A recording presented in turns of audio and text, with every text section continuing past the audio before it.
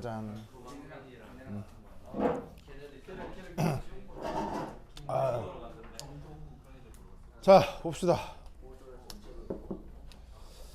그 산염기화학 같은 경우는 그 1차 고사는 좀 잘 안 나오고 2차 고사에 나올 가능성이 있거든요. 2차 고사에 주로 나오고 그 다음에 1차 고사에 낸다고 하면 그 1학년 때 화학 2, 그러니까 1학년 1학기 때 화학 2 과목하고 또 하나 있는 과학 과목이 통합과학이 있어요.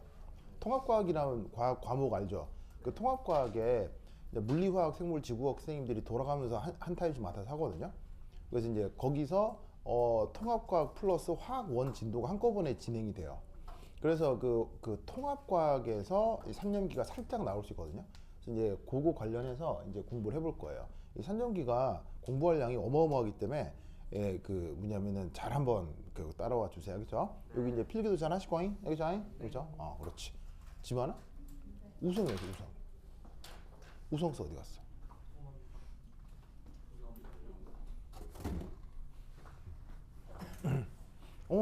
지만이 위에 니트 되게 예쁘다. 누가 고른 거예요? 그냥 이뜨거 그냥 걸치고 나온 거예요? 대단한데? 이거 뭐야, 되게 마음에 들었어요. 그래요? 예쁜데요? 좋습니다. 자, anyway. 양말하고 색깔도 맞추고, 신발하고 이렇게 톤온톤으로. 그냥 툭툭툭 입었는데 이렇게 된 거란 말이야?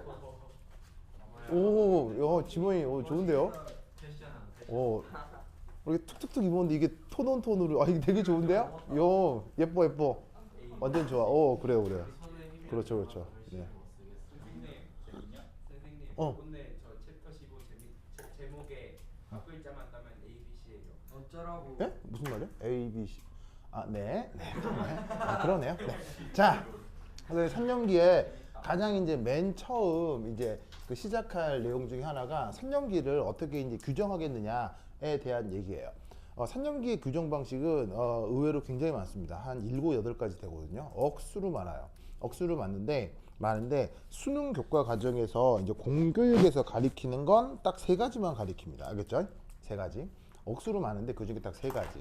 그래서 이제 그것만 알아두시면 되고요. 그것만 알아둬도 사실 화학과에서 박사과정 한다고 해도 요 3가지만 알아둬도 크게 불편함이 없어요. 요것만 알아두시면 되는데. 정의가 되게 많으면은 어떤 정의에서는 산인데 어떤 정의에서는 예, 그렇죠. 예, 그렇죠. 네, 그래서 이제 산염기 정의에 따라 산일 수도 있고 아닐 수도 있고 그런 것들이 있거든요. 그리고 그걸 또 시험 문제로 묻기도 해요.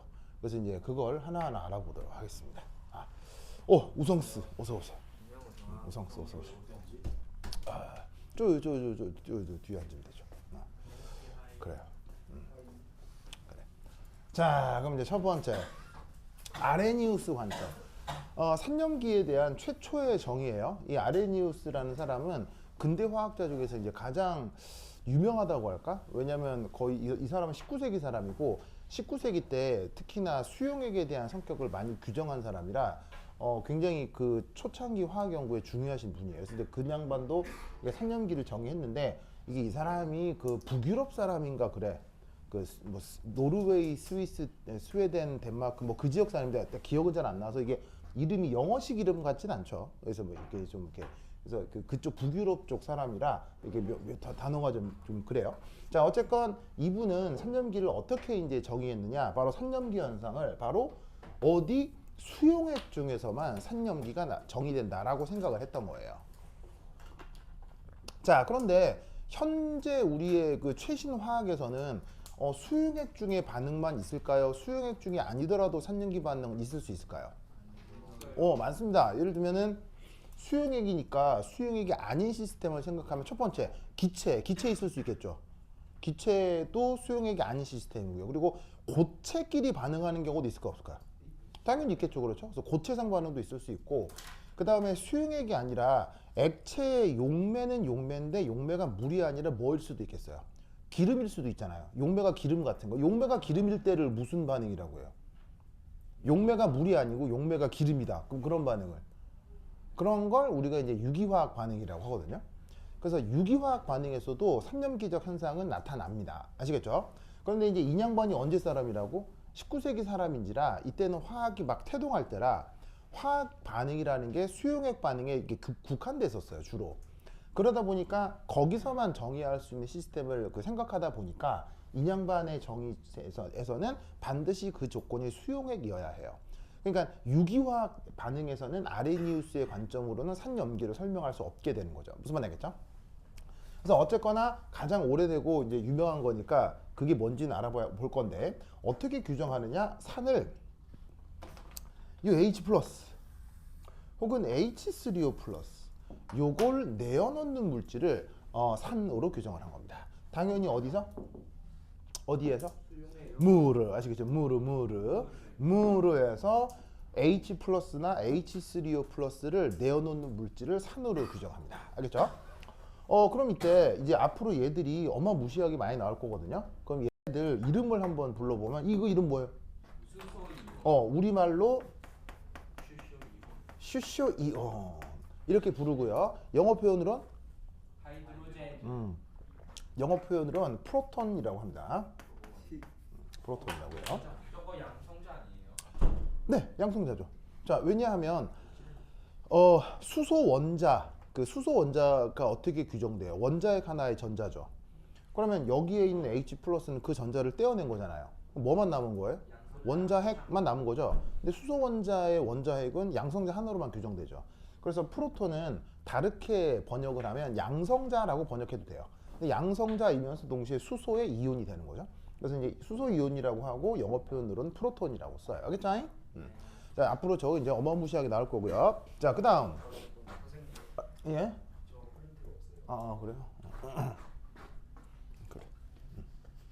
좋죠. 자, 그다음 H3O 플러스 얘 이름은 뭘까요? 하이드로늄 이온. 얘 이름은 하이드로니움 이온입니다. 하이드로니움 이온입니다.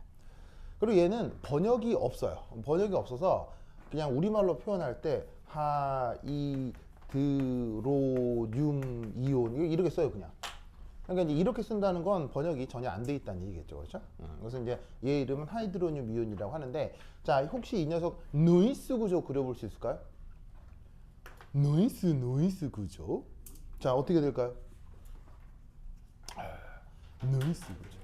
자, 저 녀석의 노이스 구조는 어떻게 되느냐?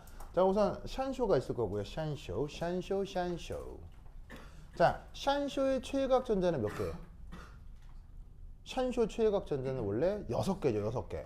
그래서 여기에 점땡이를 찍어요. 하나, 둘, 셋, 넷, 다섯, 여섯. 보이시죠? 6개의 점땡이를 찍어요. 여기에 슈쇼가 몇 개 붙어 있어요? 여기 슈쇼가 3개가 붙어 있죠? 3개가 붙어 있는데 슈쇼는 최외각 전자가 몇 개임? 1개 있죠. 1개. 슈쇼는 최외각 전자가 1개. 슈쇼는 최외각 전자가 1개. 그럼 여러분 어떻게 결합을 시키면 공유 결합이 뿅뿅 하고 잘 나타나겠어요? 버러버러버러버 요래 이렇게 해주면 단일 결합이 숑숑숑 잘 나타나겠죠? 무슨 말 알겠죠? 자, 그런데 이때 여기서 이 산소에 홀 전자가 하나 남잖아. 얘를 뿅 없애주는 거지. 전자 하나를 떼어내는 거야. 뭔 말 알겠어요? 전자 하나를 떼어내면 그건 플러스 입자가 돼요, 마이너스 입자가 돼요. 전자를 떼어내면 전자가 떨어져 나오면 플러스 입자가 돼요, 마이너스 입자가 돼요. 바로 플러스 이온이 되겠죠? 그래서 이 산소의 전하가 1 플러스 상태가 되는 거예요. 무슨 말 알겠죠? 원래 있던 전자를 뽕 떼어내면서 산소를 양이온으로 만든 거죠. 뭔 말 알겠죠?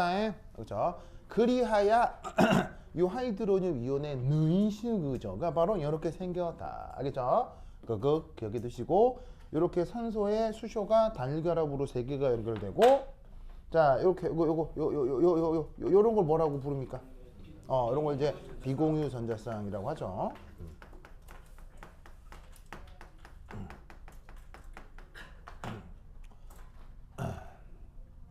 그래서 이런 걸 우리가 이제 뭐라고 부르느냐? 아레니우스 산을 이렇게 규정한다라고 얘기를 하는 건데, 뭐 백분위 불혈견이나 뭐 예를 한번 들어볼게요. 첫 번째, 많은 표현 중에 이런 게 있어요. 이게 HCl, AQ, 자, AQ 뭐임? AQ가 바로 수용액이라는 뜻이죠, 그죠? 수용액. 자, 그럼 저 수용액에서 얘가 이제 어떻게 이온화가 되는 것을 얘기하느냐? H 플러스 AQ, 그 다음에 Cl 마이너스 AQ. 저런 식으로 이제 이온화를 해볼 수가 있다 이런 말이에요. 무슨 말인지 알겠어요? 그렇다 보면 뭐가 맹그러져요? 이런 식으로다가 수용액 중에서 H 플러스가 맹그러지지요? 보이죠? 이럴 때 얘를 뭐라고 부른다? 아레니우스 산. 알겠죠? 얘를 아레니우스 산이란다. 자, 수능 같은 데서 또 많이 나오는 얘 하나 더 들어볼게요. 두 번째 HCN 뭐 이런 물질이 있습니다. HCN. 자, 얘가 사실은 원래 상태가 뭐냐면 기체예요. HCN 기체로 존재할 수 있습니다. 그래서 분자로 존재할 수 있는 녀석인데 이놈이 H2O 리퀴드 H2O 리퀴드를 만나면 어떻게 될 수도 있냐면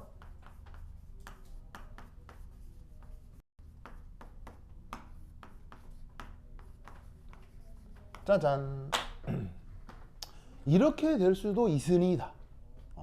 지금 하나 보이세요? 그래. 지금 오늘은 안 자요? 오늘은 안 자죠. 왜요? 원래 졸림 대망이잖아요. 그래요? 알겠습니다. 좋아요. 학교에서 그러면 안 자요. 그래요? 알겠습니다. 우리 딸도 뭐 학교에서 맨날 잔대요 요즘. 가은이가 여러분들 동갑이거든요. 아니야. 한 살 어려요. 지금 이제 중인데 맨날 논대. 요즘 맨날 논대 맺지 학교 가서. 그래서 내가 막 그런데 학교 왜 가냐 그랬는데 간대요. 그리고 요즘 밥도 안 준다며요. 여러분들 학교는 밥 줘요? 그 막 급식 아주머니들 파업 그런 거 있다고 하던데요. 그래요? 그래서 안 주나? 우리 파업할 때 딱 기억력. 진짜로요? 이제 있었지 않아요? 그런가? 아니 보니까는 4교시 하고 집에 오더라고요. 그러면 밥 안 줘요? 4교시 하고 집에 오더라고요. 중학교가 3교시까지. 네, 4교시만 하고 집에 오더라고요. 우리 중학교는 왜안 해? 이게 교육청별로 그게 다르구나. 가은이니까는 경기도 교육청일 아니에요. 여기는 경남 이렇게 교육청 그 행정관리에 따라 다르구나. 약간씩 다를 수 있나 보네요. 하여튼 뭐 요즘은 학교 놀러 가요. 애들이 막 놀러 가더라고요. 뭐 수업도 안 하고 아무것도 안 한대요. 그럴 거면 왜 가는지 모르겠네. 자, anyway. 자, 어쨌건 그래서 HCN 이런 분자가 있는데 이 HCN이 물에 들어가면 이런 식의 분해 반응이 이루어질 수 있어요. 보이시죠? 자, 그럼 이때 여기서 중요한 건 뭐가 만들어지느냐? 아까 말씀드렸던 하이드로늄 이온이 맹그러진다 이런 말이지. 보이숑? 자, 그런데 이 아레니우스 산으로 정의가 되려면 이게 어떤 상태에서 수용액 상태에서 정의가 돼야 된다고 했죠? 그런데 이 HCN의 상태를 보니까 이거 수용액이에요? 무슨 표시예요? 요거 G니까 기체 표시잖아요. 보이세요? 그런데 이때 묘하게도 이 녀석이 더하기 뭐로 돼 있어요? 더하기 H2로 돼 있죠. 그럼 더하기 H2라고 하는 건 물에 녹았다는 뜻일 거 아니야. 그래서 사실은 이 표현이 이게 무슨 표현이냐면 수용액 표시입니다.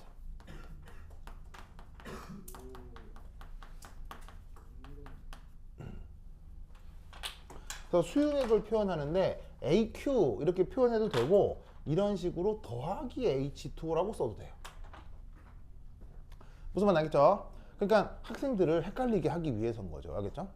그래서 수용액 조건을 수능에서는 이렇게 AQ로 직접 주기도 하고 그 다음에 어떻게 된다? 어떤 상태에 더하기 H2라고 주기도 해요. 그럼 더하기 H2는 물에 녹았을 거 아니야. 물에 녹았으니까 뭐 이렇게 됐겠지. 그래서 수용액을 표현하는 또 다른 방법이 이거예요. 알겠죠? 그래서 그 수능에서 수용액을 표현하는 또 희한한 방법입니다. 그래서 이렇게 됐을 때 이제 HCN도 뭐가 된다? 야레니우스 산이다 이런 말이죠.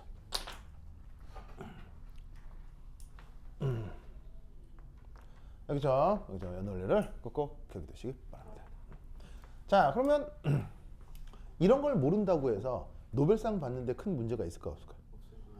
이런 걸 모르는 화학과 교수도 많고, 즉 전문적인 화학에서는 이런 게 1도 중요하지 않습니다.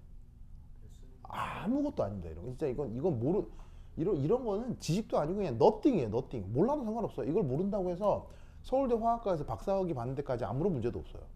그런데 이런 걸 모르면 수능에서 점수가 깎이고 한 등급이 떨어지죠. 수능 문제 같은 데서 한 문제 틀리면 한 등급씩 깎이거든요. 왜냐면 문제가 다들 그냥 크게 어렵지 않기 때문에. 근데 이제 이게 수용의 표시다라는 걸 인식하는 게 그게 진짜로 지식적 측면에 정말 중요한 거냐는 얘기죠. 전혀 중요하지, 1도 중요하지 않아요. 네. 그런데 대한민국 교육과 과정에서는 이런 걸 가지고 학생들의 등급과 운명을 가르죠. 네. 그래서 이제 그 나 같은 선생 입장에서는 너무 불합리하다고 생각이 되지만 그 뭐 권력을 잡고 있는 사람들이 그렇게 정했으니 뭐 어쩔 수가 없는 거죠. 그래서 하여튼 뭐 상황은 그러니까 알아두시기 바라고. 알겠죠? 자, 이때 그러면 퀴즈. 그렇다면 H 플러스는 아레니우스 산입니까?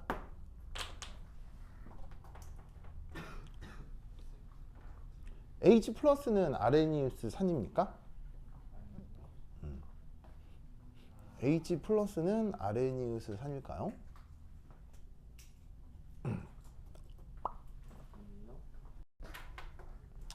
자, 어떻게 생각하십니까? 지만아, H 플러스는 아레니우스 산입니까? 자, 그러면 이제 투표를 해보도록 하겠습니다. 자, H 플러스는 요 자체는 아레니우스 산이다라고 생각하는 사람 반드시 투표에 참여하셔야 됩니다. 하나, 둘, 셋, 넷, 다, 일곱, 여덟. 자, 아레니우스 산이 아니다. 아니다. 하나, 둘, 셋, 넷. 아, 좋습니다. 오, 좋아요. 그러면 투표는 7대 4로. 자, 두구. 자, H 플러스는 아레니우스 산인가? 뽀로뽀로뽀로빠. 아닙니다. 아닙니다. 좋습니다. 아닙니다. 자, 이 질문은 무엇과 같냐면 여러분 예를 들어서 부자를 어떻게 정의할 수 있어요? 부자? 뭐 돈 많은 사람은 부자라고 생각하면 되겠죠. 아주 단순하게 얘기하면. 그럼 돈이 부자예요? 돈이 부자가 아니죠. 돈을 많이 갖고 있어야 부자죠. 이게 무슨 말이냐면 이거나 이게 산으로 규정되는 게 아니고요. 요거나 요게 산으로 규정되는 게 아니고 요거를 내어놓는 놈을 산으로 규정하는 거예요. 무슨 말이겠죠? 말을 들어보니 매우 그 뭔가 그 핵심과 진리를 알려주는 것 같아요. 말장난 같아요. 말장난이죠. 실제로 얘가 산으로서 반응을 하거든요. 그러니까 어떻게 했냐면 그 말의 규정을 어떻게 하느냐에 따라서 이 녀석을 산이라고 할 수도 있고 산이 아니라고 할 수도 있는 거예요. 근데 아까 누가 물었듯이 이 H 플러스 자체를 다른 방식으로 규정하면 얘도 산이에요. 알겠어요? 그런데 아레니우스 관점에서는 산이 아니라는 거죠. 무슨 말 알겠죠? 이런 게 과연 중요하냐? 1도 중요하지 않아요. 전혀 중요하지 않아요. 근데 이제 이런 걸로 학생들의 운명을 가로짓는 거죠. 하여튼 그렇다. 그래서 나중에 여러분들이 권력을 가질 때는 그 수업 시간에 이런 걸로 학생들 운명을 가르는 그런 제도는 없애주시기 바래요. 알겠죠? 하여튼 그렇다. Anyway, 그래서 아레니우스산 관점에서는 얘는 산이 아니다. 알겠죠? 자, 그다음 두 번째 2. 산 했으니까 염기.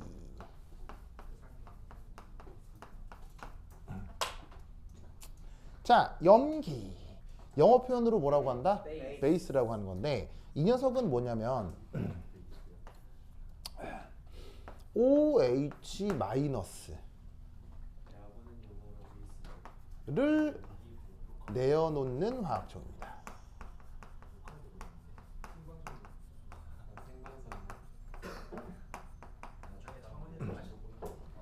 자, OH 마이너스를 내어놓는 화학총입니다.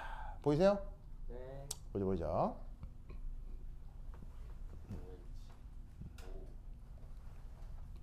자, 이때 얘 이름이 뭘까요? 제 이름.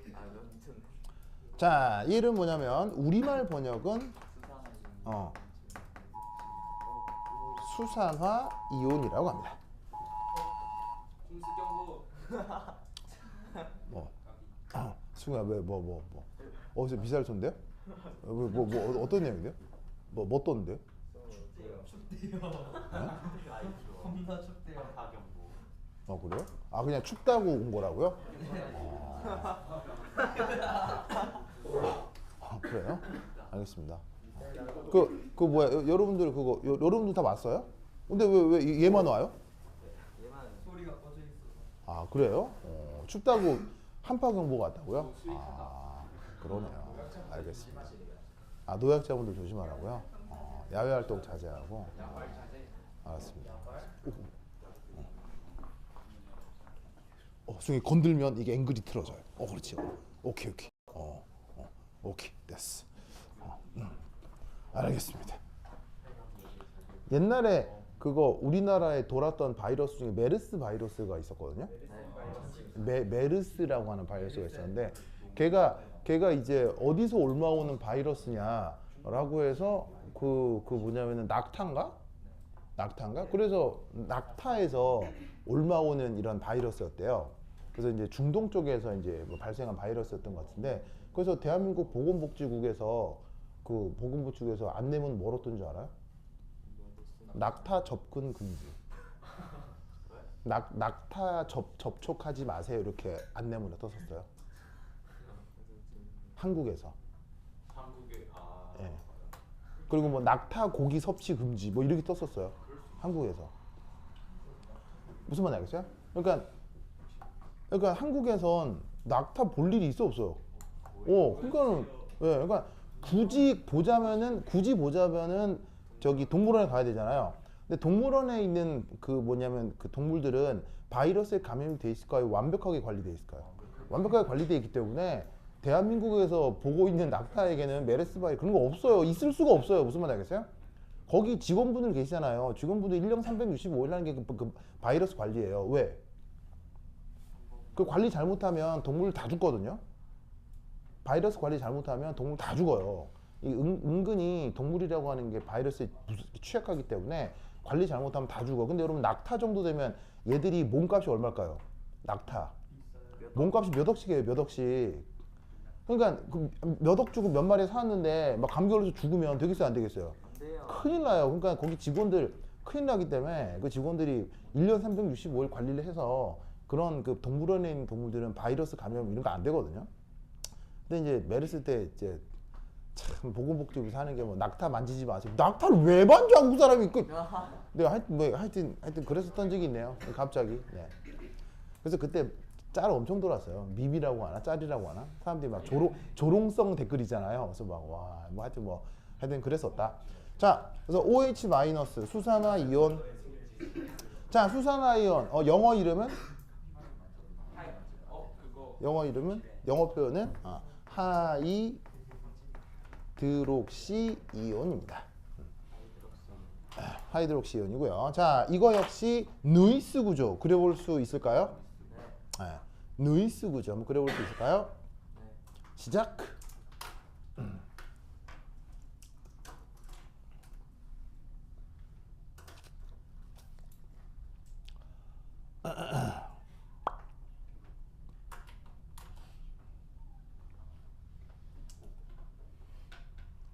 자, 이 녀석의 누이스 구조는 이겁니다. 자, 역시나 산소가 이제 뭐냐면은 중간에 떡 버티고 있으니까 산소 딱 그려보고, 아까도 말씀드렸다시피 산소의 최외곽 전자는 몇 개? 6개라고 했죠. 그래서 하나, 둘, 셋, 넷, 다섯, 여섯. 자, 그리고 여기에 슈쇼가 하나 더 있네요. 슈쇼의 최외곽 전자는 1개니까 뭐 어쩔 수 없이 짝대기 하나 연결하는 수밖에 없죠. 그렇죠? 됐죠? 자, 그런데 이때 여기에 이 산소에 또 하나 홀전자 하나가 보이죠? 이 자리에다가 전자를 하나 더 추가하는 거예요. 이렇게 전자 한 개를 추가하는 거예요.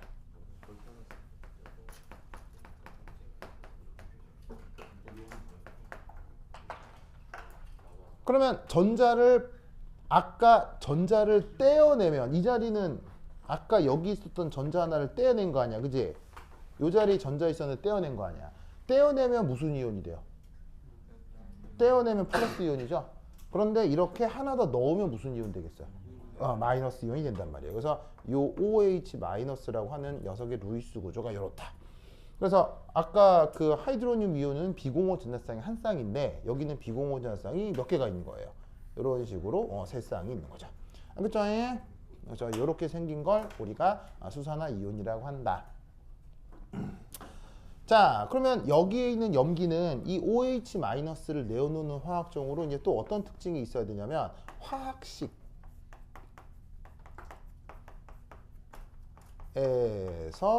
OH- 단위를 직접 발견할 수 있어야 됩니다.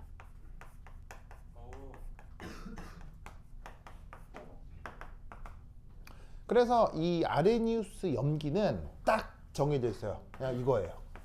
바로 LiOH, NaOH, NaOH, KOH, 혹은 뭐 몇 가지 좀 더 예를 들자면 뭐 MgOH2, 뭐 AlOH3 이런 거 등등등이 됩니다. 무슨 말 알겠죠? 네. 자, 뭐 어떤 예시라도 다 뭐가 눈에 직접 보여요. OH 직접 보이죠? 네. 뭐만 달라지고 있냐면 자, 리낙하는 몇 플러스 양이온이에요? 그러니까. 리낙하는 1 플러스 양이온들이죠. 자, Mg는 2 플러스, 얼루미늄은 3 플러스. 알겠죠?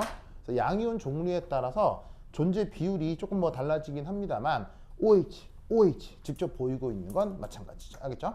그래서 이런 애들만 아레니우스 염기라고 하는 겁니다. 알겠죠?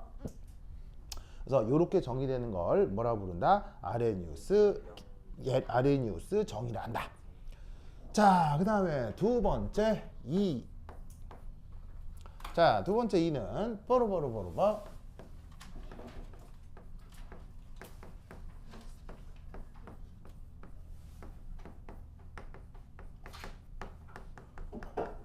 짜잔.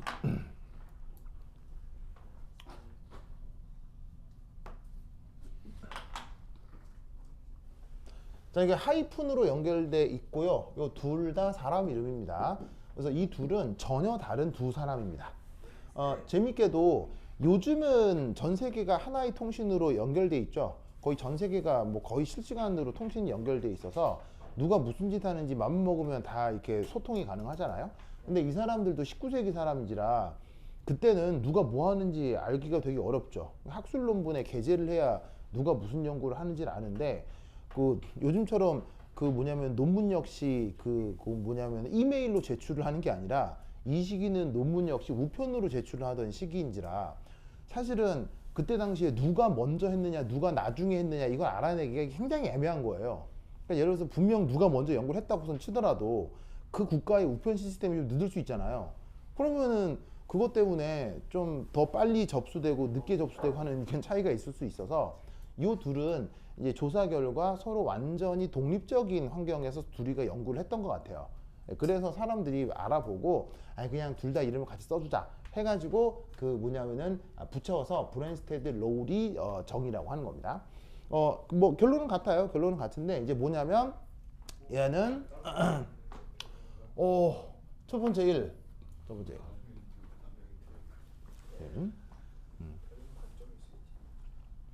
자, 이 녀석은 이제 어떻게 정의를 하냐면 얘는 규정 방식.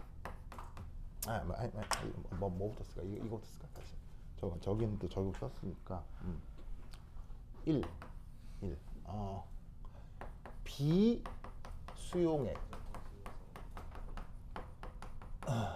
중에서도 적용이 가능합니다. 비수용액 중에서도 적용이 가능합니다.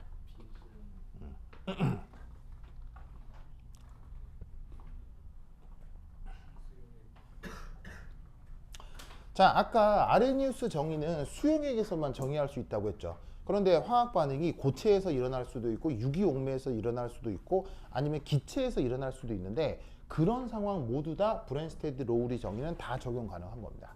그러니까 저 아레니우스 관점보다 조금 더 폭이 좀 넓어졌다고 보면 되겠죠. 그렇죠? 자, 그러면 이제 이 녀석 같은 경우는 어떻게 되느냐? 규정 방식이 어떻게 되느냐? 1.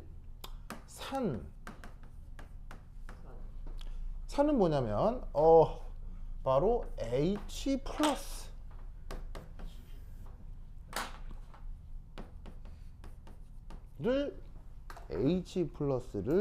내어놓는 것입니다.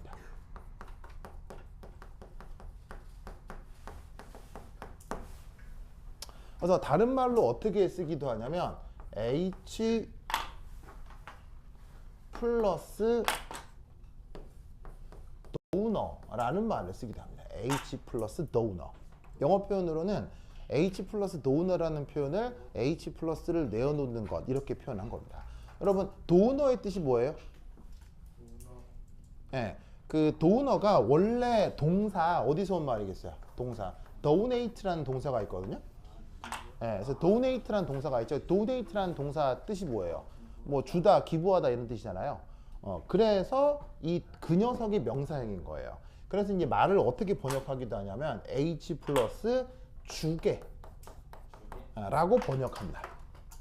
그래서 영어 표현으로는 donor, 우리말로는 주게 이렇게 번역을 해요.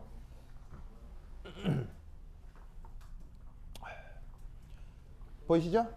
그 다음 두 번째 그럼 여기서 염기는 어떻게 표현할 수 있느냐? 바로 H 요 플러스를 받아들이는 녀석입니다.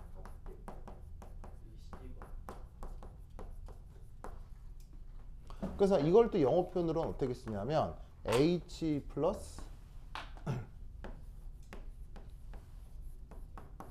acceptor라고 씁니다. 그래서 우리말 번역은 자 accept 하니까 이게 받는 거잖아요. 받는 거. 그래서 얘는 받게. 그러니까 이제 왜 우리말로 이런 말 써요? 주거니 받거니 그런 말 쓰잖아요. 그 주거니 받거니의 명사형 표현이 주게 받게. 알겠죠? 저렇게 규정합니다. 그래서 아레니우스 염기에서는 OH-를 가지고 염기를 정의했다면 여기서는 염기마저도 H 플러스로 규정을 하는데 그 H 플러스를 어떻게 하냐에 따라서 산으로도 염기로도 정의를 한다. 알겠죠? 좋아.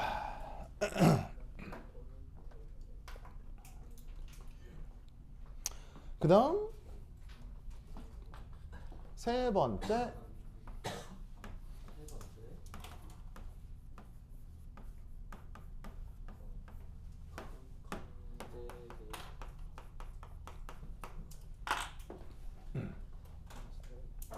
오우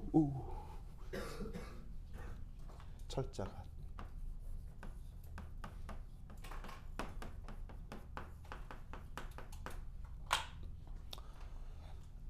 자, 그 다음 또 하나 알아둬야 될 개념 중에 하나가 바로 컨주게이션이라고 하는 개념입니다. 이 컨주게이션이라고 하는 게 이 브랜스테드 로리 관점에서 이제 가장 중요한 것 중에 하나인데 이게 공부를 하면 사실 좀 야매예요. 야매. 뭐라고요? 야매. 야매. 야매란 말은 뭔가 명확한 물리학적 근거가 있다는 얘기예요? 아니란 얘기예요? 아니라는 겁니다. 그래서 뭔가 명확한 학술적인 근거가 있는 건 아닌데 묘하게도 이 정의로 표현을 하면 많은 화학 반응이 설명이 돼서 야매임에도 화학 전반에서 특히나 유기화학에서 아주 광범위하게 쓰는 개념입니다. 그래서 이 야매 개념은 그래서 이제 야매지만은 화학을 공부하면 배우게 돼 있죠. 역시나 아주 기초적인 수준으로 수능에서도 나오기 때문에 이 말 뜻을 알아야 돼요. 근데 뭐 크게 어렵진 않아요. 그러니까 수능 정도에서의 문제에서는 크게 어렵지 않은가 걱정할 필요는 없는데 이걸 유기화학으로 끌고 가서 반응성을 설명할 때 이 컨주게이티드라는 개념을 쓰면 굉장히 아주 세련되게 개발돼 있어요. 설명하는 방법이. 그래서 이제 이제 거기까지 갈 건 없지만 우선 여하튼 지금 여기서 브랜스테드 로디 개념에서 이런 게 있다라는 거 알아두시고요. 자, 그런데 이 conjugated란 말은 원래 우리나라 말에 있는 말일까요? 없는 말일까요? 저 개념 자체가 우리나라 말에 없어요. 무슨 말 되겠어요? 우리나라 말에 없기 때문에 어떻게 번역을 하느냐? 아주 번역하기 어려웠을 거예요. 이게 우리말로 이거예요. 짝 이렇게 번역을 해요. 짝. 과연 이게 맞는 번역인지 아닌지 모르겠는데 이게 상당히 좀 애매한데.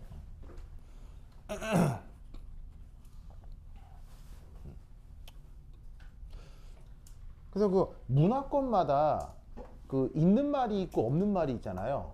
그래서 예를 들면은 이 말은 영어에 있어 없어요? 없거든요. 여러분 영어 단어가 많아요? 한국어 단어가 많아요? 한국어 단어가 한 2배 정도 많거든요. 그래서 한국어는 이게 단어가 굉장히 많은 편이에요. 언어 중에서 우리는 못 느끼죠. 우리는 뭐 맨날 여기 사니까. 그래서 사실은 영어를 배우는 거 어렵다고 생각하지만 한국어를 능수능란하게 하는 건 이제 대단한 능력이에요. 왜냐면 단어 개수가 2배에서 3배 정도 많아요. 어디서 쓱 들어봤는데 뭐더라? 영어 단어는 한 10만 개 정도 외워놓으면 능수능란하게 쓸 수 있대요. 10만 개 정도. 근데 한국어는 3, 40만 개 정도 된대요. 단어가. 이게 평소에 막 쓰는 단어가. 그러니까는 한국어가 이게 뭐 하여튼 뭐 그런데. 그러니까 어떻게 되냐면 저 나라에서는 쓰는 개념인데 이 나라에서는 안 쓰는 개념들이 있다고요. 대표적으로 이게 그 서양 영어나 라틴어계 어에서는 이런 말이 있을까 없을까요? 없거든요. 없기 때문에 막 이상하게 번역해요. feudal dignity 뭐 되게 이상하게 번역하거든요. 네, 되게 이상하게 번역해요. 마찬가지로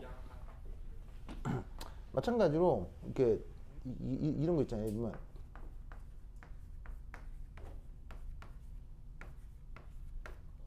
혹시 이 단어 아는 사람? 내가 옛날에 영어 공부할 때 이 단어를 보고 깜짝 놀란 적이 있거든요. 와, 저런 걸 단어로 만들어 쓴다고? 이런 거에서 이게 이제 그 미국 유학 갈 때 쳐야 되는 영어 시험이 있어요. 거기 학술 논문 같은 거 쓸 때 어려운 단어들을 쓰잖아요. 그래서 이제 그 학술 논문을 쓸 수 있는 능력이 있는지 치는 영어 시험이 있는데 그때 나오는 단어들이거든요. 그래서 그때 공부를 하다가 저런 단어를 보고 뭐해 보이는데 혹시 이 단어 아는 사람? 이게 있잖아요. 이게 자동사로 많이 써요. 자동사로 많이 쓰는데 뜻이 뭐냐면 이게 번역이 돼 있을 거 아니에요? 번역이 그 영한사전에 보면 어떻게 번역이 돼 있냐면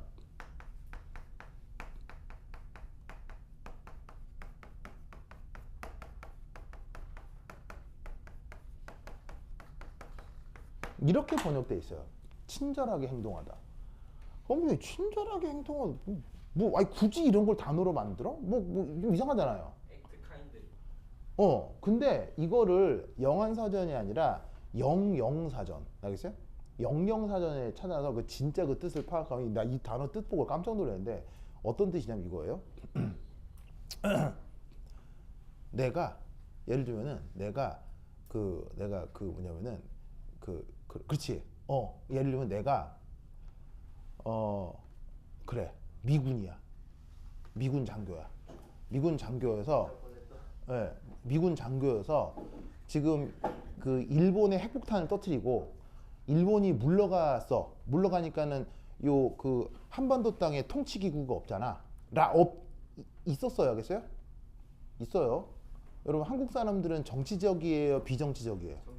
어마어마하게 정치적이에요. 여러분 놀라지 마세요. 일본이 핵폭탄 떨어지자마자 그 다음날 어떻게 될게요? 핵폭탄 떨어지자마자 그 다음날 어떻게 될게요? 그 다음날 떨어지자마자 관공서의 모든 공무원들이 그 다음날 출근 안 했어요. 왜겠어요? 아니겠죠. 맞아 죽을까봐. 왜냐하면 일제시대 때 관공서라는 게 다 침입하잖아요. 뭐 경찰서, 동사무소 다 침입하잖아요. 일제시대 때 공무원 다 침입하잖아요. 그러면은 일본 핵폭탄 맞아서 멸망했어요. 그러면 거기서 침입하다 일하는 사람들 그 생명이 어떻게 깐당깐당 할 거 아니에요. 깐당깐당 한 걸 스스로 알아요, 몰라요? 알잖아요. 내일이면 난 맞아 죽는다. 자, 그리고 이렇게 맞아 죽은 사건들이 있을까 없을까요? 있죠. 전 세계적으로 존나 많아요. 여러분 일본한테 식민지 당한 대표적인 나라 중에 하나가 어디예요? 바로 중국이잖아요. 중국에 만주국 세우고 막 했잖아요. 그다음에 무슨 뭐 학살 사건도 있었죠. 난징 대학살 사건이라고 있죠. 그때 그때 뭐더라? 중국 추산 200만 명인가 몇백만 명이 죽었다고 하거든요. 근데 일본은 뭐 한 10,000명 죽었다 이렇게 얘기하고 중국 측은 한 200만 명 죽이. 근데 뭐 여하튼 아니 뭐 10,000명이라도 사람 죽이면 돼야 안 돼요? 안 되지. 하여튼 그런 사건이 있었기 때문에 중국 사람들은 그 그러니까 친일파에 대한 원한이 있겠어 없겠어요? 어마어마했을 거 아니에요. 그래가지고 일본 핵폭탄 떨어지자마자 일본의 중국에 주둔했던 일본군 있죠. 중국에 주둔했던 일본군들 대부분 어떻게 된 줄 아세요? 중국에 주둔한 일본군들? 개처 맞았어요. 예. 중국 사람들이 낫 곡괭이 들고 와서 때려 죽였어요. 진짜로. 정말이에요. 정말 예, 진짜로요. 다 때려 죽였어요. 그러니까 그러니까 그 핵폭탄 터뜨리자마자 거기 중국에 있으면 그 중국에 있으면 100% 맞아 죽는 거예요. 그러면 거기서 일본군으로 있다가 맞아 죽는 거 아니에요. 그러면 맞아 죽는 건 사실 기분 좋은 일이에요. 너무 무슨 일이에요. 아니 그러니까 예를 들면 내가 정식으로 재판을 받아서 알겠어요? 재판으로 받아서 이렇게 재판 받아서 내 변호사도 있고 변호사가 막 법적으로 방어를 해주고 무슨 말인지 알겠어요? 그런 식으로 사형이 떨어져도 막 무서울 판에 내 뭔 말인지 알겠어요? 그게 아니라 물리적으로 전혀 보호받지 않은 상태에서 길거리 지나가면 이게 일본군 새끼야 하면서 막 누가 막 낫으로 치고 이러면 왜? 존나게 무서울 거 아니에요. 그러니까 그 무서운 상황에서 중국을 탈출하려고 했던 사람 중에 한 명이 누구예요? 김정은. 김정일. 그 상황에서 중국을 탈출하려고 했던 사람. 그 사람이 바로 다카키 마사오 씨예요. 다카키 마사오. 이제 첫 번째 이름은 다카키 마사오였는데 발음이 너무 구리다 그래서 다른 말로 바꿔요. 오카모토 미노루. 오카모토 미노루라고 이제 이름을 한번 바꿔요. 그래서 조금 더 일본식 이름으로 바꿔요. 요거는 좀 일본 이름 치고는 좀 이상한 이름이래요. 너무 좀 딱딱한 발음이어서 그래서 일본식으로 한 번 더 개명을 해요. 이 오카모토 미노루가 중국에서 주둔하고 있었던 일본 관동군 장교였거든요. 장교? 지휘관이었어요. 그럼 일본 끝나자마자 이 사람도 중국 사람들 잡히면 맞아 죽는 거 아니에요. 그래갖고 이 사람이 죽기 싫잖아. 그래서 그때 조선 땅에 있었던 여기 이제 조선 땅에 있었던 조선에 누가 있었느냐?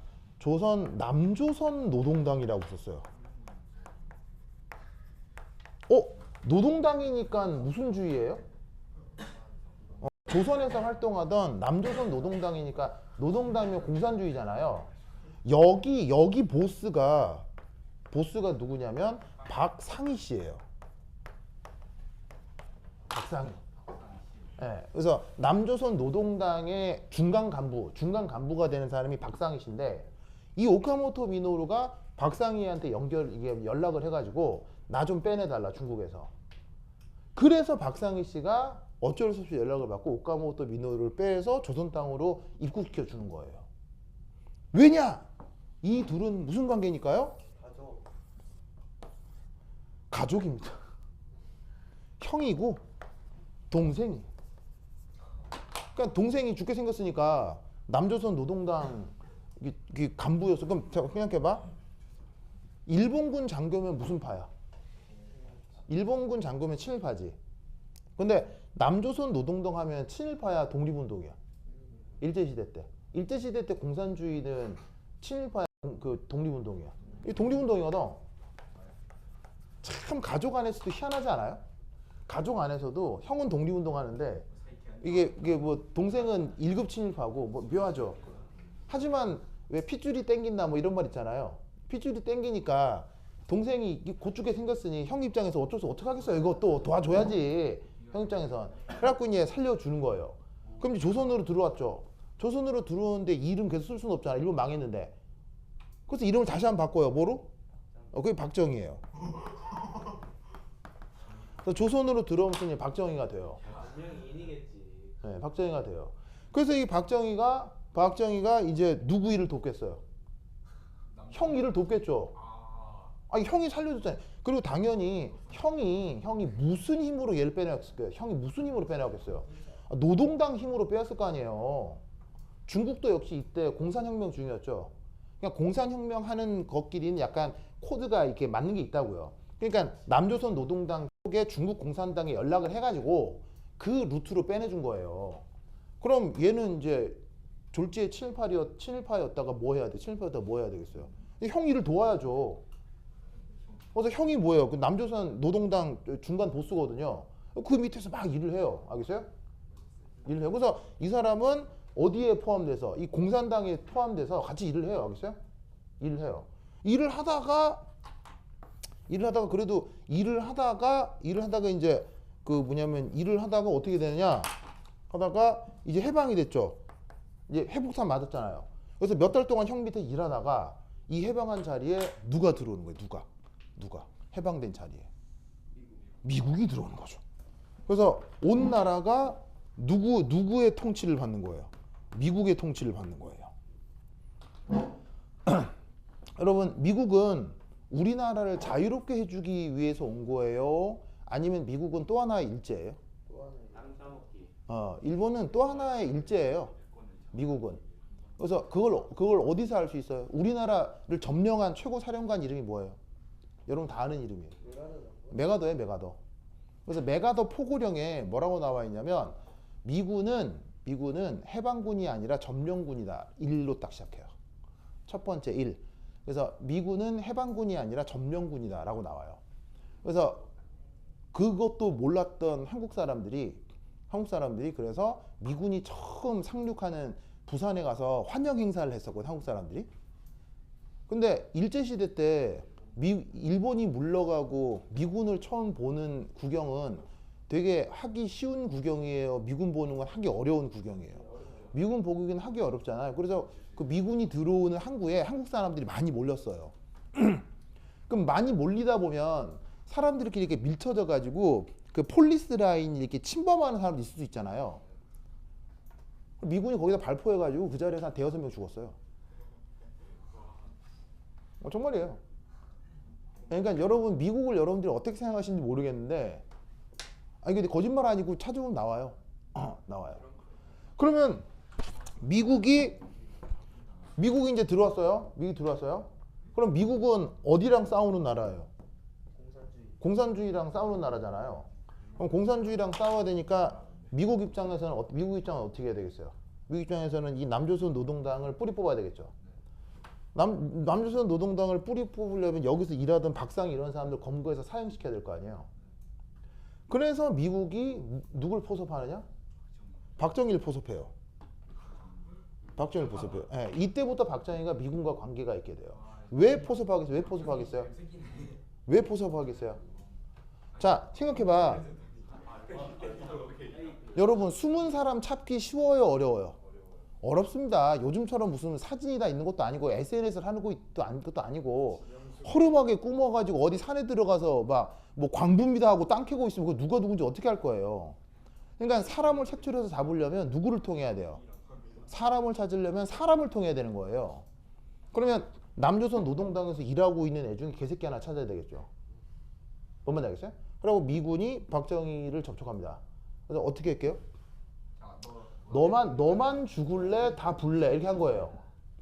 너만 죽을래 다 불래. 왜냐하면 이 사람은 전에 뭐였으니까 친일파였기 때문에 변절을 밥 먹듯 한다라는 걸 미국 CIA가 알았어요.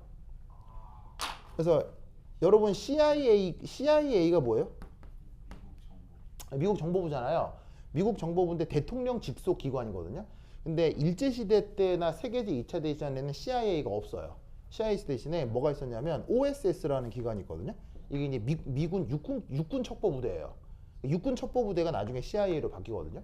이 OSS에서 이 박정희를 딱 잡아요. 첩보 조치해가지고 야 이서 남조선 노동자 중에 존나 이 개새끼 하나 찾아라. 막 변절을 밥 먹듯 하는 애들. 딱 해가지고 왜냐면 이 사람은 언제부터 변절이에요. 조선 사람으로 원래 박정희로 태어났는데 다카키 마사오로 바꾼 순간 한번 변절했죠. 맞죠? 맞잖아요. 그 다음에 오카모토 민노루에서 다시 박정희가 되면서 다시 변절한 거 아니에요. 일본에 충성하는 거면 일본이 망하면 같이 망해서 뭐 자살하거나 할복하거나 해야지. 근데 다시 남조선 노동당으로 들어왔잖아요. 그러니까 미군 입장에서는 이런 사람이 필요했던 거야. 상황에 따라서 언제든 변절할 수 있는 개새끼. 그래서 딱 조사해본 게 박정희 이거야. 그래서 박정희 딱 끌고 가지고 이제 고문 좀 했겠지? 거꾸로 좀 매달고 물고문 좀 하고 했겠지? 그럼 여러분 고문이라는 건 버틸 수 있어요? 절대 못 버텨요. 절대 못 버텨요. 그럼 30분 만에 줄줄 불었겠죠? 아 알겠습니다. 시키는 대로 다 할게요. 해가지고 야 너네 형 어디냐? 해가지고 박정희가 다 부릅니다. 전부 다 불어요. 다 불어요. 그래가지고 박상이 미군한테 잡혀가지고 다 사형당합니다. 다 죽습니다. 전부 다 죽습니다. 전부 다 죽습니다. 그래서 박정희가 그래가지고 자기 형 포함해서 남조선 노동당을 와해시키는 공신이 되는 거예요. 그래가지고 이 박정희가 그 공을 인정받아서 미국이 역시 얘도 빨갱이잖아요. 얘도 공산당에서 일했던 애잖아요. 그럼 빨갱이 그 미국 입장에서 살려둘 수는 없거든요. 그래서 어떻게 하면 얘도 박정희도 사형 언도를 받아요. 사형 언도를 받지만 OSS랑 그 뭐냐면은 했던 얘기가 있을 거 아니야. 이런 걸 이제 미국 말로 형량거래라고 하거든요. 형량거래가 뭐냐면 그 내부자 같은 경우 정보를 주면 그 형량을 감해주는 이런 미국의 사법제도가 있어요. 일종의 형량거래를 한 거지. 그래가지고 이제 처음에는 사형이 나오고 그 이후에 감형이 돼가지고는 감형에서 2, 3년 살다가 나와요. 그럼 이때부터 이제 미국에서 관리를 받는 사람이 되잖아. 그래서 얘가 이제 그 다음 대통령이 이승만 대통령 때 어떻게 돼? 이제 이승만 대통령 때 얘가 이제 군부대에 들어가서 그 군부대에서 다시 이게 뭐냐면 군인이 되는 거야. 그래가지고 나중에 이제 뭐냐면 군수사령관이 되고 이 사람이 그 군수사령관인 상태에서 미국의 정치적 목적에 따라 군사 쿠데타를 일으켜가지고는 그 유명한 그 박근혜 대통령의 아빠가 되는 거죠. 나라 발전시켰으면 됐지. 되는 거죠. 무슨 말 되겠죠? 여기서 하여튼 그렇다. 그래서 이분이 그 유명한 다카키 마사오 씨입니다. 그 다카키 마사오 씨의 경제 발전에 대한 얘기도 되게 문제가 좀 있거든요. 요 얘기는 내가 누구한테 들은 얘기냐면 그 내 친구 중에 경제학자 한 명 있어요. 여러분 그 사귀면 재밌는 사람 중에 한 명이 경제학 전공한 사람들이에요. 예, 경제학 전공한 사람들 모르는 게 없어요, 진짜로. 왜겠어요? 내가 저번 시간에 뭐라고 했어요? 진실을 보려면 뭘 봐라? 돈을 보라고 했죠. 그럼 경제학과 애들이 누구의 흐름을 보는 거예요? 돈의 흐름을 보는 거죠. 그래서 여러분 경제학 전공한 사람 중에 재미없는 사람이 없어요. 경제학 전공한 사람은 돈의 흐름을 보기 때문에 진짜 얘기들을 많이 해주거든요. 그래서 내가 이제 군대에 있을 때 해군사관학교 근무할 때 같이 있었던 경제학 교수가 있어요. 걔가 나보다 한 살, 2살 어렸었는데 걔한테 들은 얘기예요. 여러분 인양반의 그 경제 업적 중에 가장 큰 경제 업적 중에 하나가 뭐예요? 그거 5개년 개발 계획. 바로 경부고속도로죠. 네. 경부고속도로. 여러분 경부고속도로는 그 어떤 기록이 있냐면 경부고속도로는 기네스북의 기록이 올라가 있어요. 경부고속도로. 지금 내가 한 말은 다 팩트예요. 네이버에 찾아도 다 나와요. 알겠어요? 경부고속도로는 뭐로 기네스북에 올라가 있냐면 건설비 대비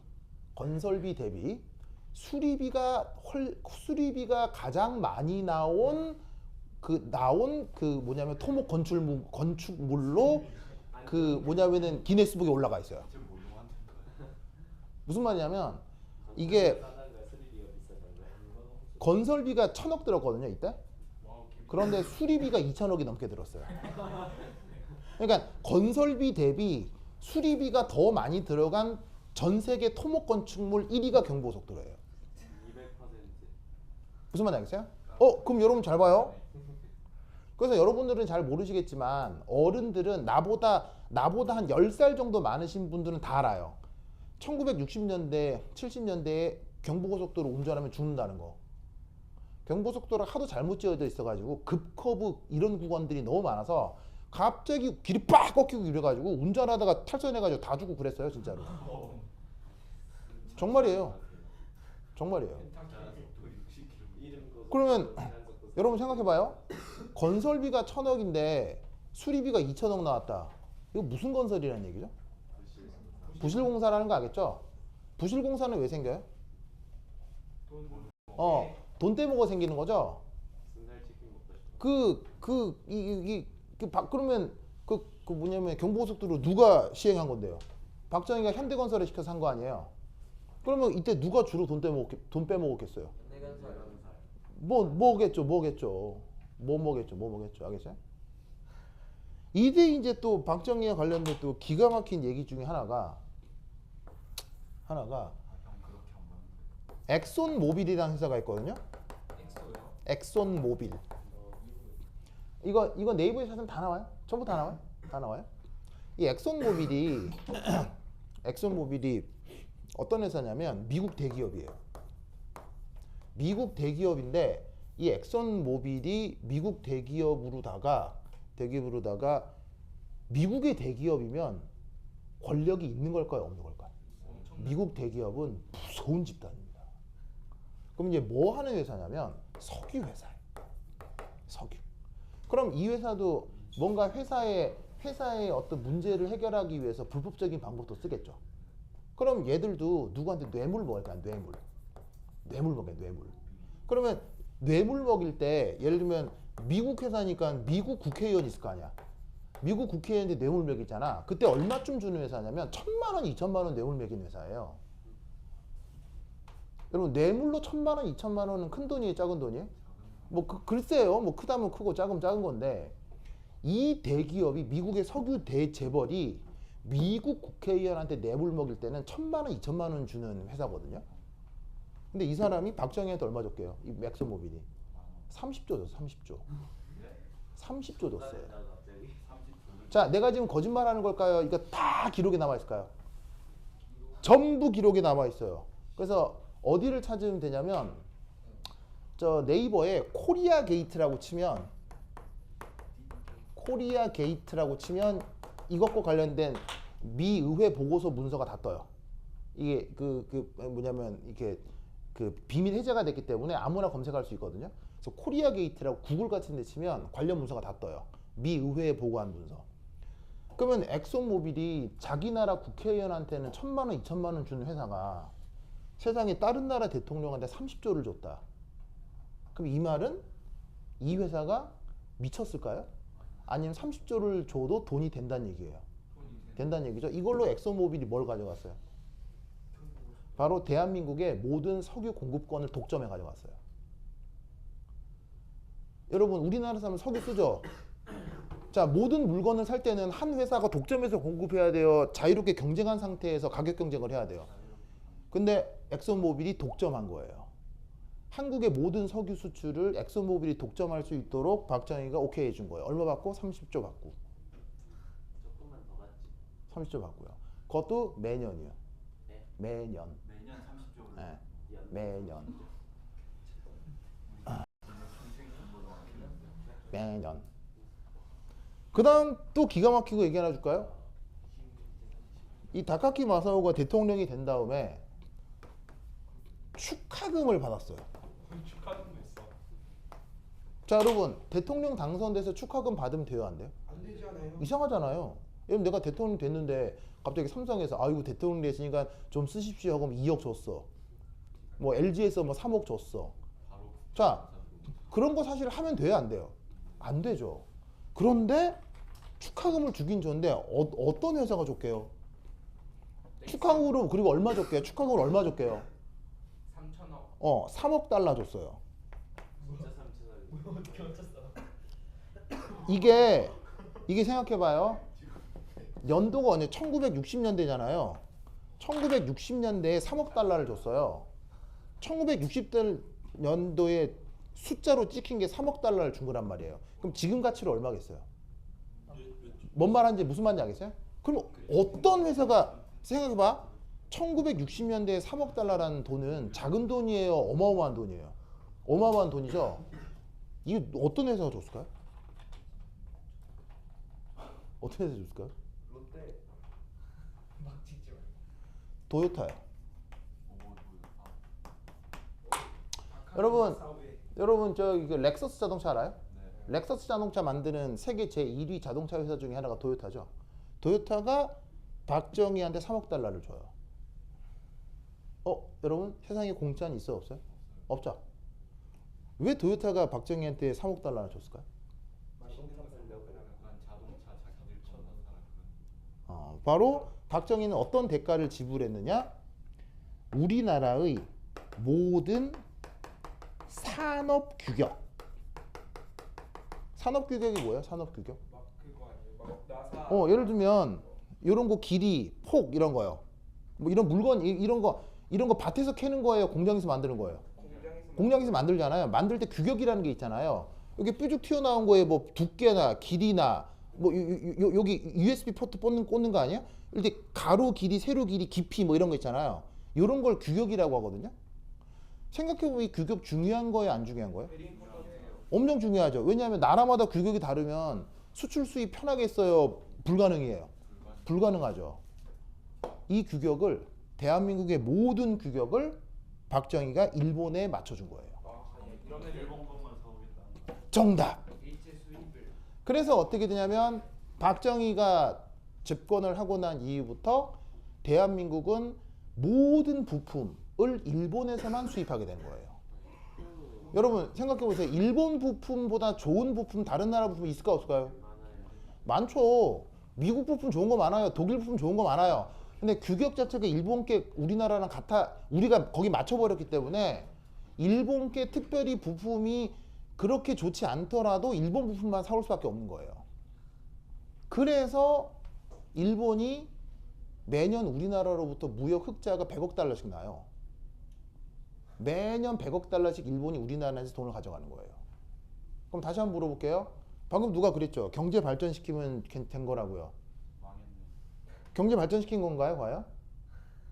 그래서 추정하기를 이 다카키 마사오가 엑손 모빌이 됐건 도요타로 됐건 받은 돈이 있잖아요.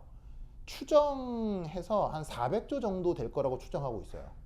왜냐하면 이 코리아 게이트 그 뭐냐면은 리포트에 나와 있기 때문에 그걸로 추정하면 400조 정도 받았을 거라고 지금 추정하고 있어요. 세계 그럼 교수님 뭐에 될수 총 있어. 맞고 싶어.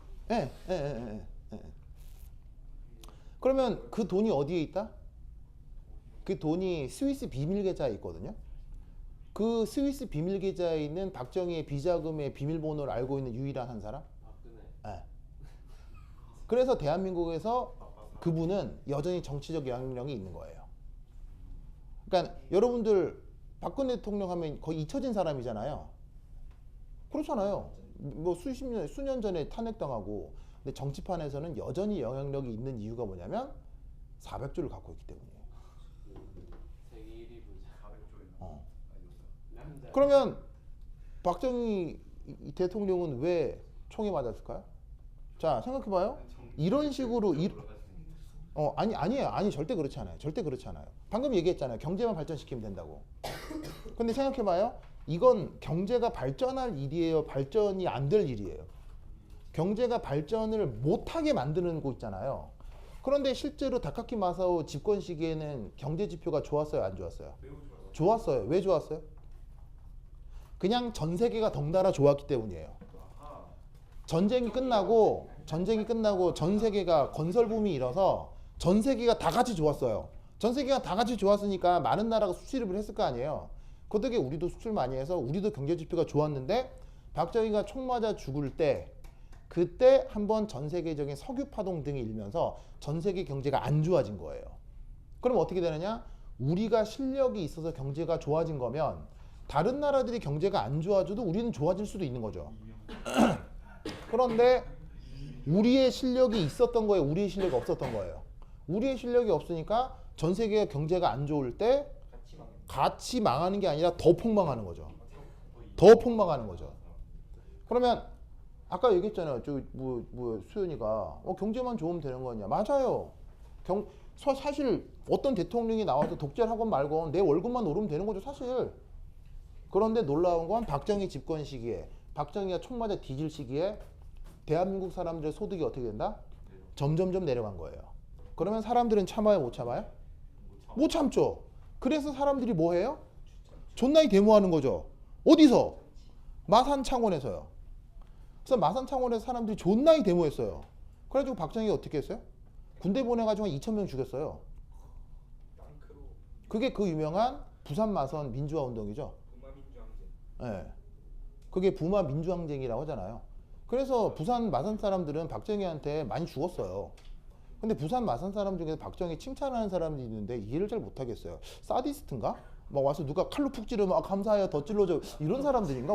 왜 부산 마산 사람들이 그 뭐냐면 부산 마산 찬원 사람 중에 박정희 좋아하는 사람인지 모르겠어요. 막 칼로 찌르고 막 이러는데 찌르면 좋아하나? 그럼 우리가 사디스트라고 하죠. 그래서 부산 마산 사람들은 사디스트인가? 뭐 잘은 모르겠는데 뭐 여하튼 그래서 존나게 사람들 죽인 거예요 박정희가. 그러니까 경제가 안 좋죠? 그러니까 지지율이 올라가게 해서 떨어지겠어요. 그게 떨어지겠죠. 그러니까 지지율이 떨어지니까 그 밑에 누가 쏴 죽이는 거예요. 무슨 말 알겠죠? 알겠죠? 그러니까 과연 이 사람이 경제를 발전시켰느냐는 생각해 볼 문제라는 거죠. 오케이? 왜 이런 얘기 처음 들어요? 이런 얘기 처음 들어봤어요? 그렇구나. 궁금하면 내가 해주는 얘기들 거기 찾으시면 돼요. 네이버에 찾으면 네이버에만 찾아도 나와요. 찾으면 나오는 얘기라 뭐 여하튼 그렇다. 네. 그래서 그 위대하신 우리 박정희 대통령의 원래 이름이 뭐였다? 다카기 마사. 다카키 마사오 오카모토 미노루 알겠어요? 이것이 좀 더 좋은 이름이다, 그렇죠? 태어날 때는 뭐 네. 어떤 이름을 갖고 태어났어요? 뭐 별 관심 없는데 박정희였겠죠. 형이 박상이었으니까. 그래서 박정희였다가 다카키 마사오였다가 오카모토 미노루였다가 다시 박정희 이렇게 됐습니다. 하여튼 그렇다. 그래서 이 과정에 있었던 기가 막히게 코리아 게이트라는 사건이 있거든요. 이 코리아 게이트라는 사건이 기가 막힌 사건이에요. 왜냐하면 그래서 박정희는 20년 넘게 집권을 하잖아요. 그럼 사실은 박정희를 대통령으로 만들어준 게 누구예요? 미국이거든요. 이번 윤석열 대통령 쿠데타 실패한 이유가 뭐예요? 집에 처박혀가지고 버스. 윤석열이가 이번에 쿠데타 실패한 이유가 뭐예요? 미국이 허용하지 않아서예요. 미국이 허가하지 않았어요. 미국이 허가하지 않은 걸 혼자 독단적으로 한 거예요. 군사 쿠데타 미국 허가 없이 하면 어떻게 돼요? 죽이러 와요. 원래는. 그래서 이번에도 그러려고 했었던 것 같아요. 미국에서. 그 얘기는 해줬죠? 네. 해줬죠? 근데 박정희가 누구 때문에 군사 쿠데타가 성공했어요? 미국이 허용한 거예요. 미국이 허가해줬고 지원해줬기 때문에 CIA가 지원을 해준 거거든요. 그래서 군사 쿠데타로 대통령이 된 거예요. 그럼 이런 사람은 누구의 말을 들어야 되겠어요? 미국 말을 들어야 되겠죠. 근데 대통령을 1년하고 2년하고 3년하고 4년 하면 개새끼가 자기의 개새끼라는 걸 까먹어요.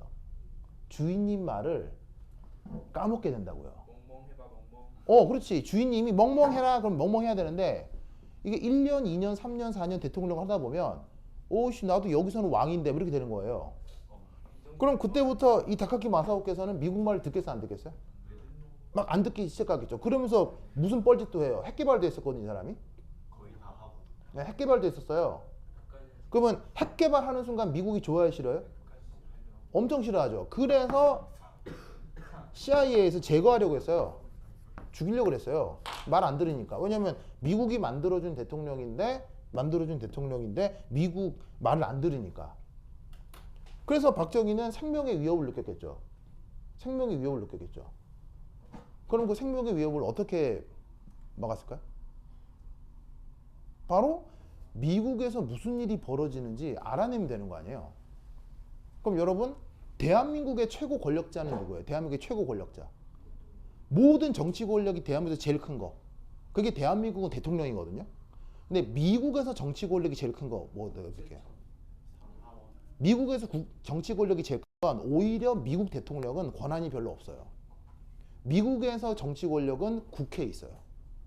국회가 훨씬 강력한 그 정치 기구예요. 미국은 정치 제도가 나라마다 좀 달라요. 그래서 박정희가 선택한 방법이 뭐게요? 바로 미국 국가 설립 이래로 최초로 미국 최초로 박정희가 미국 상원 의원들한테 뇌물을 매긴 거예요. 미국 상원 의원들을 뭐로 만든 거예요? 한국의 뿌락치로 만드는 거예요. 그러면 미국 정치 권력은 의회에 있다고 했죠. 그럼 의회에 있는 몇몇 상원 의원을 내 편으로 만들면 예를 들면은 지금 CIA나 대북으로 네이비실 팀에서 박정희 제거하러 간다 이렇게 누가 허가를 하고 있을 거 아니에요. 그럼 그런 정보를 맨 처음 아는 사람이 누구예요? 상원 의원이거든요. 상원 의원 주도하에 그런 암살도 이루어져요. 그럼 상원 의원들이 다 아니까 딱 그 생각하면 박정희 대통령 야 지금 거기 대북으로 실팀 가니까 그거 좀 경비 좀 강하고 조심해 이렇게 하는 거예요. 그래서 박정희가 목숨을 연장하기 위해서 돈 많잖아요. 400조쯤 있다며요. 그거를 역으로 상원 의원을 매수한 거예요. 이게 미국 역사상 최초로 벌어진 상원 의원 매수 사건이에요. 그래서 이름이 코리아 게이트예요. 알겠어요? 미국 역사 설립 최초로 상원 의원이 다른 나라 정치인에게 뇌물 먹고 매수된 사건이에요. 그래서 미국이 발칵 뒤집힌 거예요. 미국 입장에서는 좋은 일이에요. 미국 입장에서는 사실 쪽팔린 일이에요. 존나 쪽팔린 일이죠. 그래서 미국 CIA가 가만히 있었겠어요? 미국 의회가 빡 돌았겠어요? 빡 돌아가지고 미국 상원 의원이 상원 의회에서 CIA한테 시켜가지고 저 새끼 뭐한 놈이야? 처음부터 거기 다 조사해. 해가지고 지금 내가 해준 얘기 있죠? 이 모든 얘기를 CIA가 탈탈 털어가지고 보고서로 만든 게 코리아 게이트 보고서예요. 그래서 코리아 게이트 보고서에 보면 박정희의 1부터 100까지가 다 들어가 있어요. 그 코리아 게이트 보고서에 박정희가 얼마나 헤쳐먹었는지 다 나와 있어요. 왜냐하면 CIA가 작정하고 만든 보고서 알겠어요? CIA가 저 새끼 뭐하는 놈이지? 저 되게 조그만 나라에 우리가 대통령 시켜주는데 뭐 저런 놈이 다 있어 막. 생각해봐. 내가 얘한테 막 돈을 줘가지고 막 전쟁 일으켜서 막 내전 일으켜서 대통령을 만들어줬어. 그래서 자, 내 말 잘 들어. 월 해봐. 그렇지. 아유 착하다. 뭐 이러고 있는데 갑자기 얘가 막 순진한 얼굴로 막 돈을 매겨가지고 내 뒤에 있는 막 국회의원들한테 돈을 매겨가지고 내 뒤에 국회의원들이 다 얘 편이 돼 있는 거야. 그러면 미국 행정부나 막 미국 첩보부 입장에서는 기분 좋은 일이야. 존나 황당해. 그래갖고 그때 이 코리아 게이트로 이게 감옥 간 미 의원들 엄청 많아요. 이건 국가 반역죄이기 때문에. 하고 이게 새롭게 이제 그 의회가 꾸려지고 그 의회 청문회에서 난리가 난 거예요. 난리가. 그래갖고 막 이 새끼 뭔 새끼야 조사해고 막 조사해가지고 막. 그러면 이 얘기가 자 얘기 자체로도 재미없어요.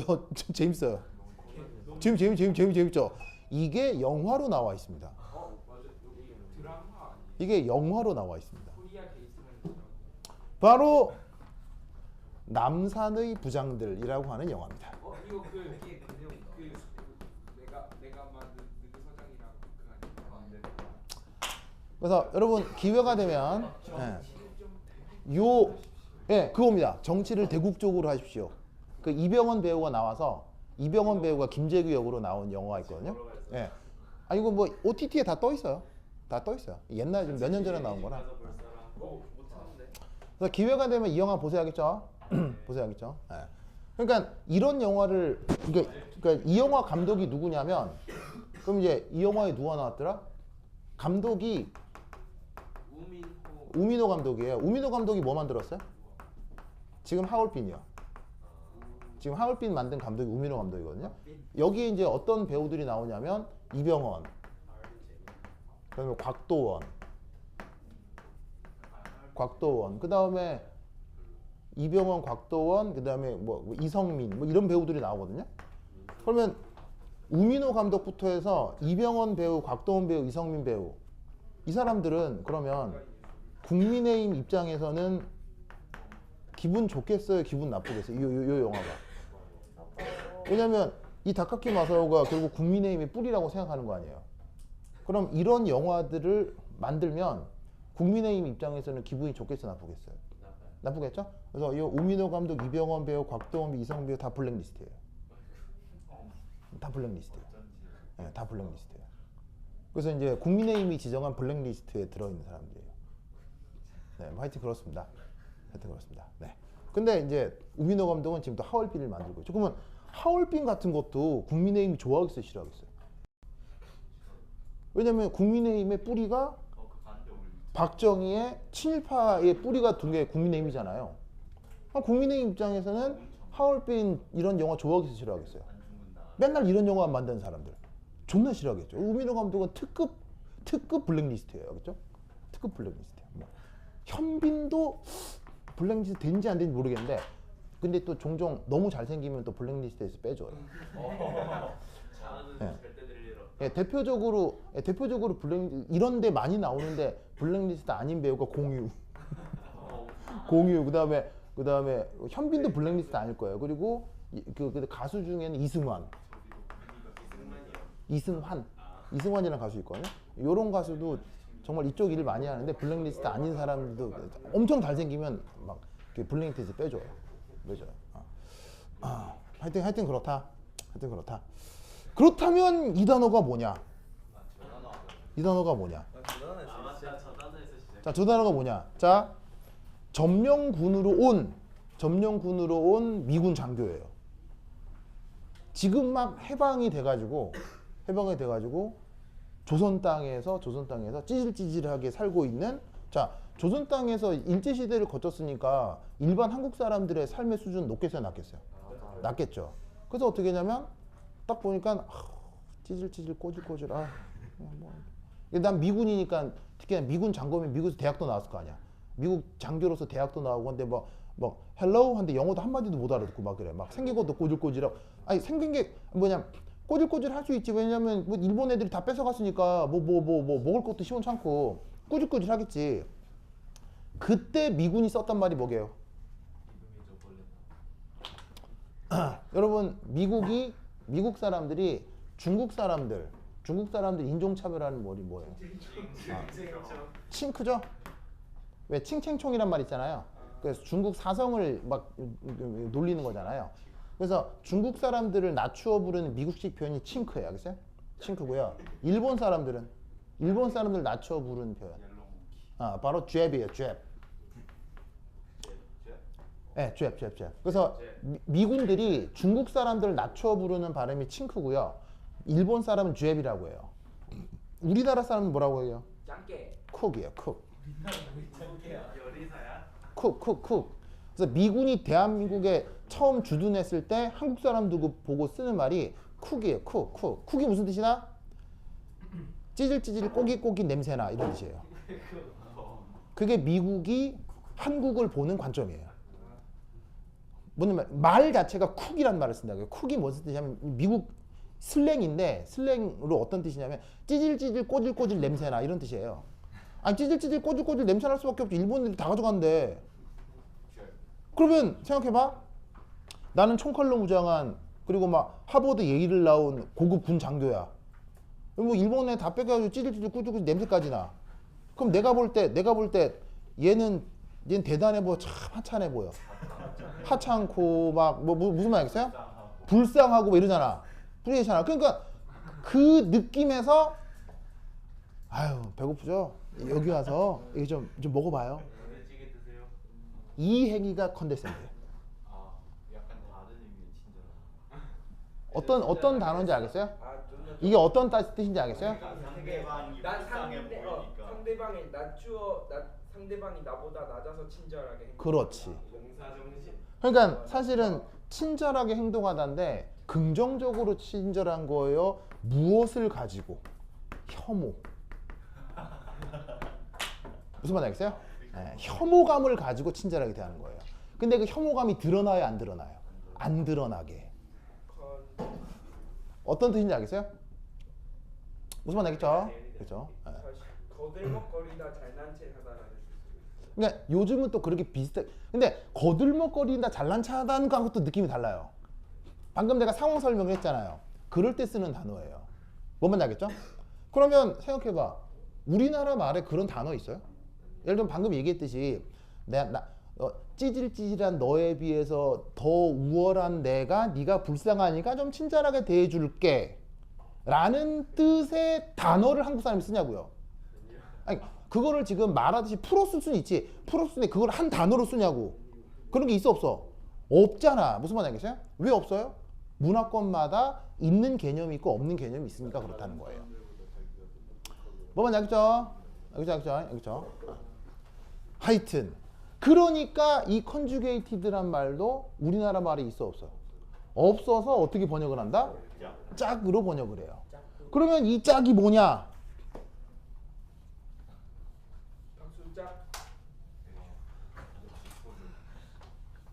자, 오늘의 숙제 뭐 보기? 남산의 부장들. 알겠어요? 부장들. 그게 남산의 우민호 감독이 영화를 잘 만들어요. 이게 스펙타클하게 잘 만들기 때문에 그 우민호 감독 전작이 뭐예요? 그거 있던데 그 도박 뭐지? 마야광 있었어. 마야광이라는 영화, 마야광 전에 마동석 표지에 마동석. 우민호 감독의 최대 작품 바로 내부자들이라고 하는 영화가 있어요. 내부자들 본 사람 몰라요? 여 썰고 이거 몰라요? 이거 봐야 되는데. 임지은 집에서 보자. 네, 내부자들이라는 영화가 있어요. 이 영화가 어마어마합니다. 영화 미학적으로는 그렇게 대단하다고 보기는 좀 어려울 수도 있는데 영화 미학적이라기보다는 이야기에 들어있는 이야기가 정말 쇼킹합니다. 실제 한국에서 벌어진 일입니다. 그래서 실제 한국에서 벌어진 일이라 이거 기회가 되면 이거 한번 보세요. 아주 재밌습니다. 정말 재밌습니다. 저것도 싫어해요. 모든 영화는 실화 기반입니다. 실화 기반. 그러니까 이제 영화를 만들 때는 영화에 나오는 모든 내용이 실화라기보다는 실제 있었던 얘기들을 짜깁기를 해서 새롭게 창조하는 겁니다. 보통 영화 시나리오는. 그래서 이제 기회가 되면 얘도 웹툰 기반이거든요. 내부자들이라는 웹툰이 있어요. 그걸 보고 이제 우민호 감독이 더 살벌하게 만든 건데 기회가 되면 보시고. 자, 여하튼 오늘은 어떤 영화를 보고 온다? 남산의 부장들. 알겠죠? 그렇죠? 그렇다면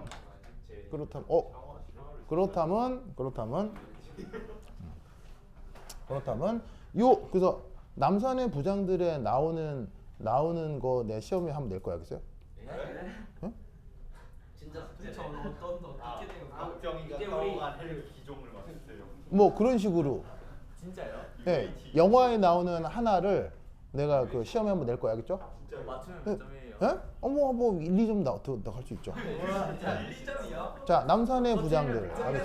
저희가 영상을 볼 필요 없어. 자, 어쨌건. 이제 이쪽에서 창문에서 영상을 봐야 자, 컨주게이티드. 여기 뭐냐? 보사 30분 쉬었다 하겠습니다. 1시를 끝났어요. 이제가 영화. 네. 뭐 하는데 점수 몇 점인지